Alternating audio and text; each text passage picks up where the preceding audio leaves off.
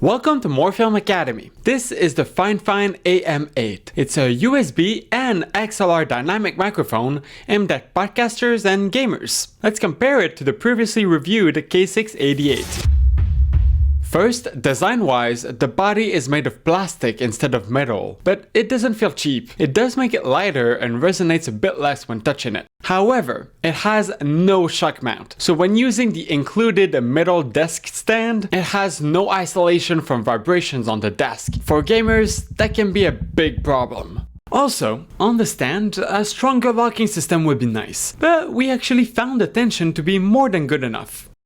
As for controls, like the K688, when using USB, you can adjust the gain and headphone volume on the mic. We found the placement and usability of the knobs much better on this one. There's also a capacitive touch button for muting the mic and an added one for controlling the LED lights, which we just don't use. The headphone port is a bit noisy, but more than good enough to make sure you're recording yourself properly. Now, sound quality wise, it still has 16-bit audio when using USB, which is pretty bad in 2025. But it's still more than good enough for video calls, live streaming, and gaming videos, just not for professional recordings. Within the tapestry of existence, a microphone emerges as a conduit of profound expression. It delicately weaves the fabric of human voices, capturing the essence of emotions and thoughts, transcending the limits of mere words. Within the tapestry of existence, a microphone emerges as a conduit of profound expression. It delicately weaves the fabric of human voices, capturing the essence of emotions and thoughts, transcending the limits of mere words. You can also use that USB-C connection to record directly on a smartphone or tablet. On our iPhone 15 Pro, it works perfectly. Simply plug it in and record. As for the XLR port, like on the K688, it's much better. Overall, in our testing, it sounds very similar to the K688. But on paper, it has a wider frequency response, a better signal-to-noise ratio, but it's a bit less sensitive.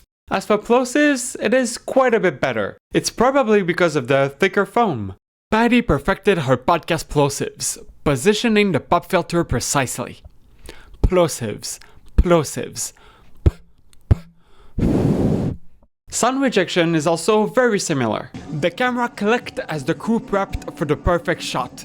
Boots tapped softly on the floor while the boom picked up the buzzing equipment in the background. The clapperboard snapped, signaling the final take of the day. The director barked, "Action!"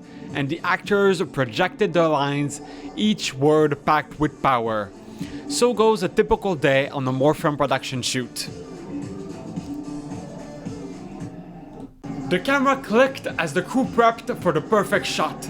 Boots tapped softly on the floor while the boom picked up the buzzing equipment in the background. The clapperboard snapped, signaling the final take of the day. The director barked, "Action!" and the actors projected their lines, each word packed with power. So goes a typical day on a Morphilm production shoot. As for the proximity effect, it is a bit better on the AM8, definitely less muddy. So, in summary, it's a very similar mic to the K688, but with LED lights, no shock mount, but an included desk stand. We do prefer the design of this one for buttons, knobs, and the foam, but the lack of a shock mount can be a big problem. Both of them are great budget-friendly dynamic microphones that will be more than good enough if that's what your budget is. Here's what they say on their website. Let us know if you have any questions, and thanks for watching.